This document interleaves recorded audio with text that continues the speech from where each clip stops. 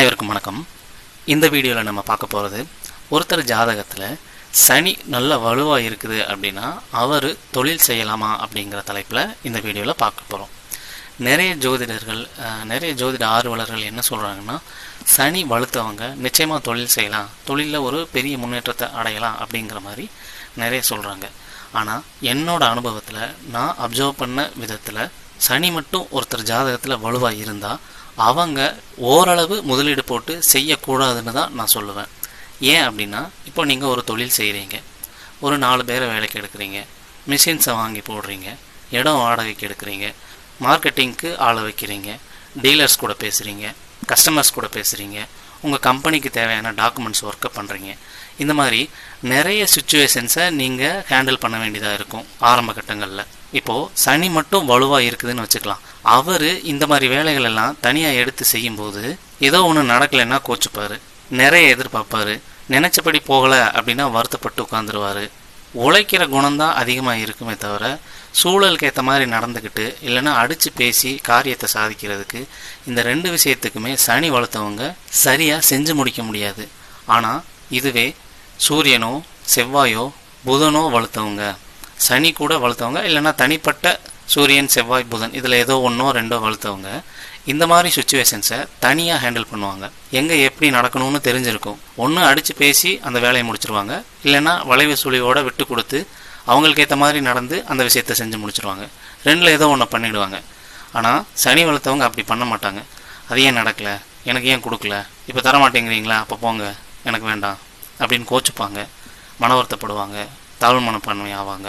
சூழலுக்கு ஏற்ற மாதிரி பேச தெரியாது, உழைக்க தெரியும், தொழிலை ஒரு சேவையாக பண்ண தெரியும். ஆனால் வளைவு நிலைவோடு நடந்துக்கிட்டு முன்னேற்றமாக கொண்டு போக தெரியாது. ஆனால் எல்லாரும் சொல்கிறாங்களே, சனி வளர்த்தவங்க பெரிய தொழிலதிபர் ஆகலாம், நிறைய சம்பாதிக்கலாம், தொழிலுக்கு சனி தான் வளர்க்கணும் அப்படின்னு நிறைய சொல்கிறாங்களே அப்படின்னு பார்த்தா, தொழில் செய்யணும் அப்படிங்கிற ஆர்வத்துக்கு, தொழில் செய்யணுங்கிற முயற்சிக்கு, ஒரு ஆசைக்கு சனி ரொம்ப ரொம்ப முக்கியம். ஆனால் அந்த தொழிலில் இறங்கினதுக்கப்புறம் அதுக்குள்ளே இருக்கிற பிரச்சனைகளை சால்வ் பண்ணுறதுக்கு அனுதினமும் என்ன வேலை செய்ய போகிறோமோ அந்த வேலைக்கான குணத்துக்கு இந்த சனி அவ்வளோ ப்ராப்பராக ஒத்து வராது. ஸோ நான் பார்த்த வரைக்கும் சனி மட்டுமே வலுத்தவங்க நிறைய பேர் தொழிலை ஆர்வத்தில் ஆசையில் செய்ய ஆரம்பித்து அங்கே போய் உள்ளே இருக்கிற சூழ்நிலையை ஹேண்டில் பண்ண முடியாமல் வெளியே வந்து அந்த தொழிலே ஃபெயிலியர் ஆனது தான் அதிகமாக இருக்குது. ஸோ சனி மட்டும் உங்கள் ஜாதகத்தில் வலுவாக இருக்குது, லக்னம் சந்திரனோட தசாபுத்தியோட இல்லை லக்னாதிபதி கூட, இல்லைன்னா சனி ஆட்சி புட்சம் திக்பலத்தோடு இருக்குது அப்படின்னா அவங்க தனிப்பட்ட திறமைகளை வளர்த்துக்கிட்டு,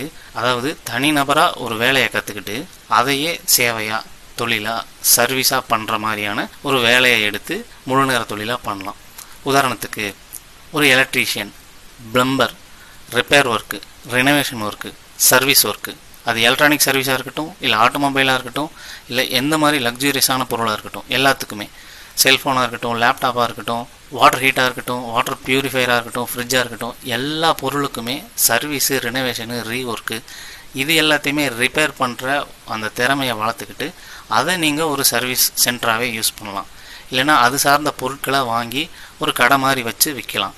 இல்லைனா ஒரு பெரிய கம்பெனியில் அது சார்ந்த தொழிலை, அது சார்ந்த ப்ரொடக்ஷனில் நீங்கள் போய் வேலை பண்ணலாம். அப்படி இல்லை அப்படின்னா சனி வளர்த்தவங்க ஒரு இன்ஸ்பெக்ஷன், ஆடிட்டிங், செக் பண்ணுறது, தரத்தை நிர்ணயிக்கிறது, குற்றத்தை கண்டுபிடிக்கிறது, இப்படியான தேடுதல் மிகுந்த குற்றம் கண்டுபிடிக்கிற மாதிரியான விஷயங்களை ஒரு ஜாபாக எடுத்து செய்கிற மாதிரி, குவாலிட்டி கண்ட்ரோலில், குவாலிட்டி செக்கிங்கில், சிபிஐயில், இன்ஸ்பெக்ஷனில், இல்லை ஆடிட்டிங்கில், இந்த மாதிரி வேலைகளில் சனி இருக்கிறவங்க தாராளமாக செய்யலாம். ஸோ சனி மட்டும் வளர்த்தவங்களுக்கு மொத்தம் 3 சாய்ஸ்.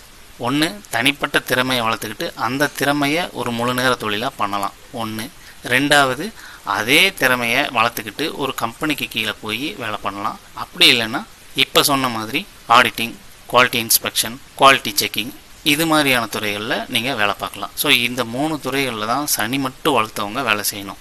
சனி கூட வேறு ஒரு செவ்வாயோட சப்போர்ட்டோ, சூரியனோட சப்போர்ட்டோ, இல்லைன்னா புதனோட சப்போர்ட்டோ இருக்குன்னா அப்போது இந்த பலன்கள் கொஞ்சம் கொஞ்சம் மாறுபடும், அதுக்கேற்ற மாதிரி மாறுபடும். நம்ம சொல்கிறது ஒன்லி சனி மட்டும் அதிகமாக வளர்த்தவங்க டைரெக்டாக ஒரு முதலீடு போட்டு மெஷின்ஸை வாங்கி போட்டு ஆளுங்களை வச்சு நிறைய பணத்தை ஸ்பெண்ட் பண்ணி மார்க்கெட்டிங் பண்ணி இந்த மாதிரி வேலைகளை இறங்காதீங்க.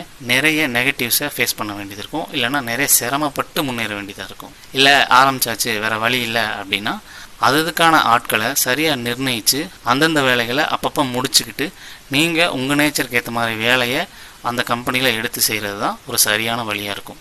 அது இல்லாமல் நீங்களே எல்லா வேலையும் ஹேண்டில் பண்ணுறது, எல்லாரையும் மேனேஜ் பண்ணுறது, கொஞ்சம் சூழ்நிலைக்கு ஒத்து போகாமல் நடந்து போகிறது, இந்த மாதிரியான விஷயங்களை நீங்கள் பண்ணும்போது கொஞ்சம் முன்னேற்றத்தில் சிரமம் ஏற்படும். ஸோ சனி வளர்த்தவங்க இப்படியான அட்வைஸை ஃபாலோ பண்ணும்போது ஓரளவு சிரமம் இல்லாமல் உங்கள் தொழிலை ரன் பண்ண முடியும். ஸோ இந்த மாதிரி விஷயங்களுக்கு நம்ம சேனலை ஃபாலோ பண்ணுங்கள்.